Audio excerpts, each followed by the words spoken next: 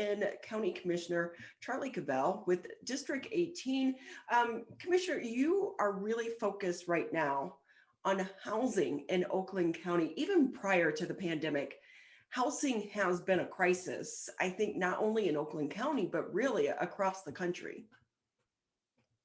Oh, totally, Ronnie. I couldn't agree with you more. And you can call me Charlie, by the way. Yeah, housing has a lot of external and internal forces pressing on it. I mean, if you want to talk about racial dynamics, social dynamics, economic dynamics, those are all at play, and those are all a very valid part of the conversation. And I think what we're going to be seeing come out the other side of this pandemic is a lot of pressure on housing, because just from what I've been hearing from the Treasurer's Office and talking to communities around the 18th District here in Southeast Oakland County, there's a huge spike in potential foreclosures, whether it's mortgage-based or tax-based, because we're currently in an economic depression that, has more unemployed people than during the 2008 recession. So there's going to be a lot of things to figure out, good, bad, or other. We got to start talking about it.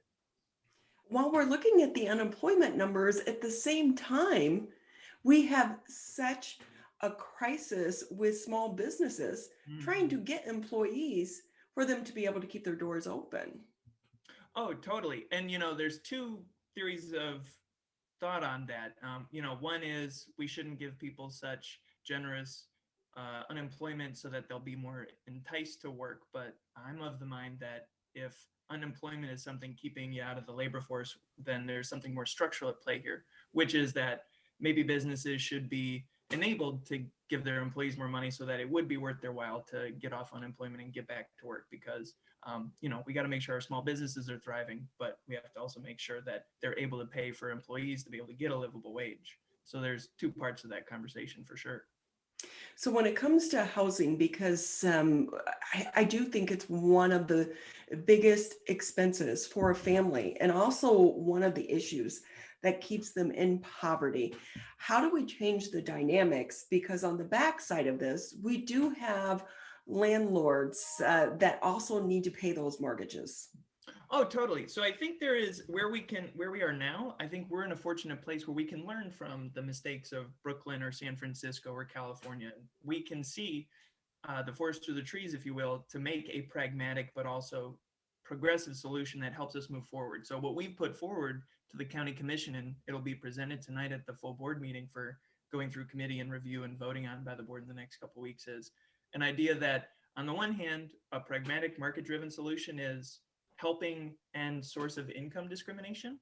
So there's a way that people can pay for their rent. It's either through a paycheck or it's through a voucher. And veterans and people in poverty qualify for these vouchers. Some landlords don't accept these vouchers because there's 8 pages of paperwork that they got to fill out, 2 of which, by the way, are how landlords can figure out how they want to get paid, right? It's a W-9 and then a tax form for them to say which bank account they want to route the payment to. So those 6 pieces of paper are what keep 3,000 veterans and families on the verge of homelessness in Oakland County. So what we want to do is, being cognizant of that, we want to make sure that communities in Oakland County are urged and supported in passing ordinances that don't allow that sort of discrimination. But on the other side, to what you mentioned, landlords got to pay the bills, and there is right now an eviction moratorium.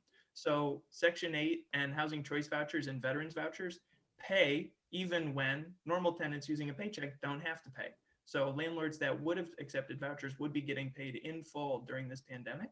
And then second, we're also setting aside a fund of money to help landlords get up to code. Because what we found when talking to landlords is there's 3 big reasons why they're scared of this sort of thing. One is the 6 pages of paperwork. That's just something you got to do. It's un-American to tell someone you're not worth it. As I've heard from stories from around the county of veterans and others saying, well, I wasn't allowed to get a home loan, or I wasn't able to get this property because I had too much paperwork. So that's unacceptable.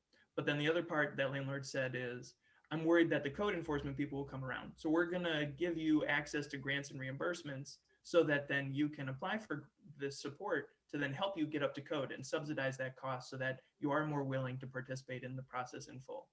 And then third, landlords are worried about all tenants.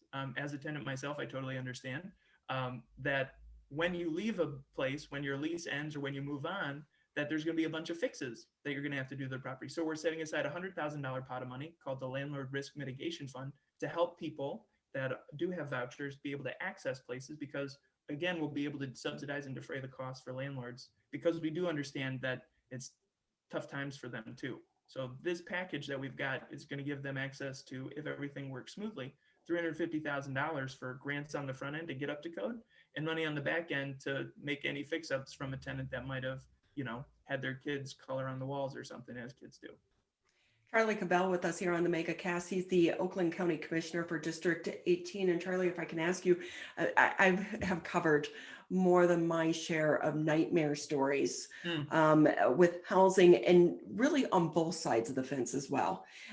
Some of these properties that the landlords or the owners walk away from because the tenants aren't paying, or they've damaged them beyond repair. It's going to be so costly to repair them, but also the slumlords out there. So what has been the response from both sides with this proposal? Because really on the surface, it seems like it's kind of a win-win. Thank you for saying that. You would do well in politics talking about win-wins. That's how we're trying to make sure it's framed, because this is months of conversations that are now coming to light, right? We talk to tenants, we talk to housing nonprofits, we talk to legal clinics and law firms, we talk to landlords, and we talk to landlord advocates. I talk to my landlord. I talk to my best friend who owns a property in Ferndale as a landlord. So we talk to all sides. And after doing a listening tour and then really getting down to brass tacks, again, I think this is a pragmatically progressive issue, because it's market driven, because these vouchers are based on market rates and they're subsidies that allow people. So there's not big, huge apartment blocks that are gone up. It's giving landlords cash directly. So this allows landlords to invest in their properties.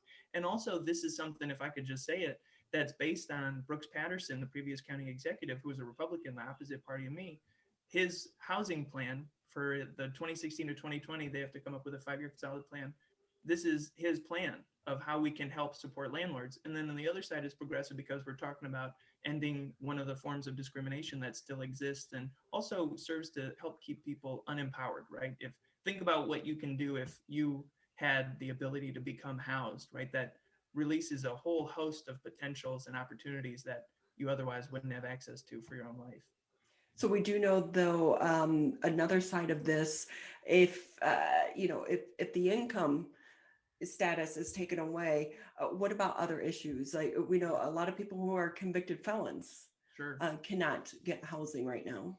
Yeah, and that is actually one of the conversations we've started having, and we think that might be part 2 of a housing plan. So right now we're trying to get kind of the low-hanging fruit of just making sure that everyone here in Oakland County understands how someone can be discriminated based on their income, and not all landlords are doing that. So this really is something that will just be a reminder to everyone that is a good actor, that they can receive this sort of investment and support and subsidy to defray any costs. And then the next step will be talking about what we can do for folks that are trying to get back on the right track, which, if I could just say, I totally understand, because I was raised by a single parent who ended up in jail. So being able to provide pragmatic supports to people when they're needed can really be game changing.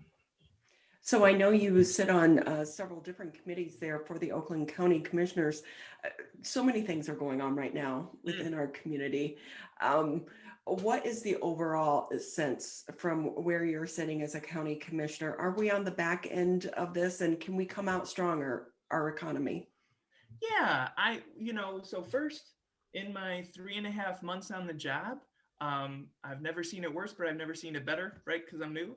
But from my previous work on economic policy or community development, I think what we've got going for us is something that can be transformative in a very good way. We're talking about targeted investments that can create a dividend for the people of Oakland County. Thanks to the federal government, we've already received $219 million. Our general fund is $476 million, right? The operating budget is just under $1 billion. So for us to get $219 million last year, some of which we're still spending out, and then to be receiving $244 million over the next 2 years in federal support, I mean, that's us being able to boost our budget by a quarter. So what that means is there's a lot of good problems to have. And one thing that I think people should be aware of is that, from talking to our local cities, villages, and townships in Oakland County, they're getting support, but that support is often going to be going into the ground to handle the nuts and bolts infrastructure type things. So then Oakland County could position itself as being the place that talks about what could be done to help women return to the workforce, what can be done to help children be better prepared for success, what can be done to help people return to schooling. There are a whole set of things that we could do with targeted investments that really help us think about what the next generation of life in Oakland County, and Oakland County being the place that it is, could be the model for the rest of the state and the region and the country if we do it right. So with that, we know the money is coming, but eventually that money is going to need to be paid back. Are we kicking the can down the road for not only the next generation, but 2 and 3 generations from now? Well, first I'll say that these are grants, so the injection of money won't have to be returned to the federal government in any sort of way. But what we are making sure we're extremely cognizant of is that we have 3 years, right? The programs from the But what, if I could back up though, federal dollars are still our tax dollars though. Almost definitely. It's not free money. We're not going out and just printing new free money. For sure. It's going to have to be paid back eventually. Yeah, it's not free money totally.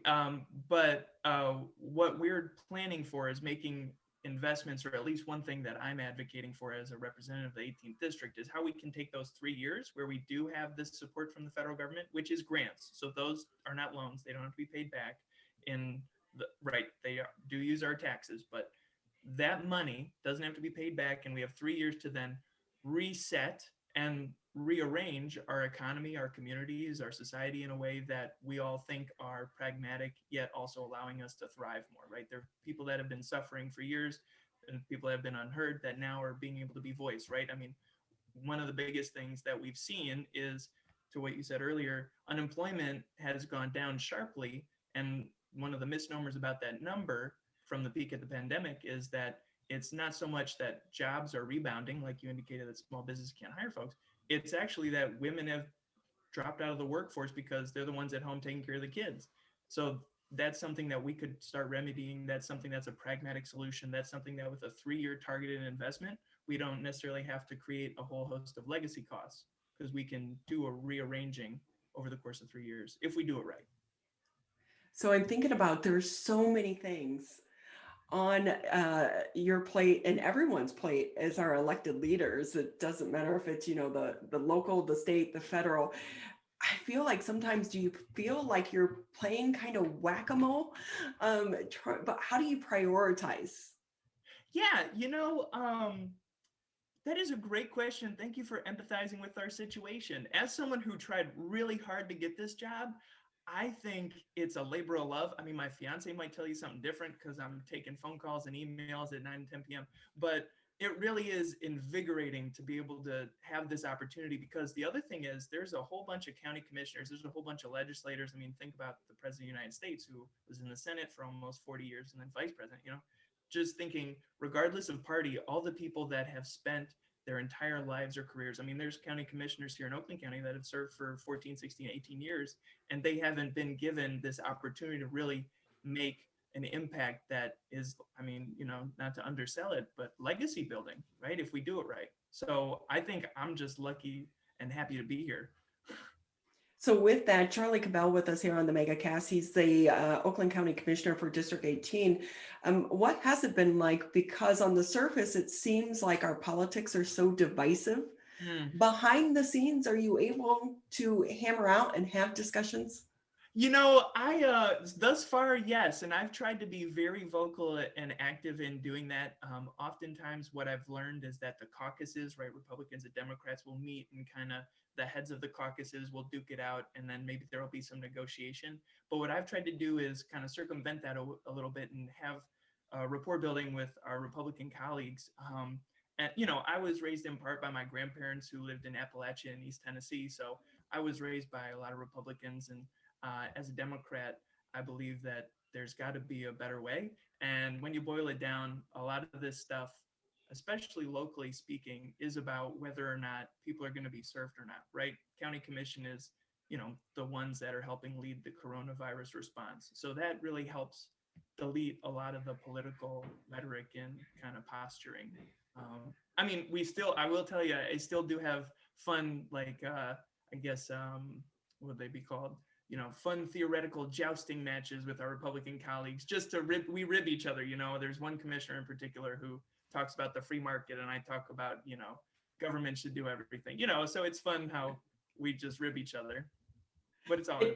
You have to have a little of that. Yeah. Charlie Cavell with us here on the MegaCast. Just another minute or two before we say goodbye. Anything maybe I didn't touch on that Yeah. you want to add? Yeah, I mean, giving a politician a minute to talk is, you know, your mistake. So, I mean, I think that, again, targeted investments that are based on our shared values, because Oakland County is in a position to really reframe itself for how it can be prepared economically, socially for the 21st century. I mean, that looks like childcare, expanding education, enabling a stronger, more deliberative workforce. That means supporting local over attracting businesses. That means talking about fair housing, because that's a problem that's only going to exacerbate whichever way you look at it. So if we start to get a handle on it now, that'll be good. And also another thing just to throw in there is seniors. Oakland County is one of the fastest aging counties in Michigan, and Michigan is one of the fastest aging states in the country. So we have to talk about how we can help our seniors stay happy and whole here.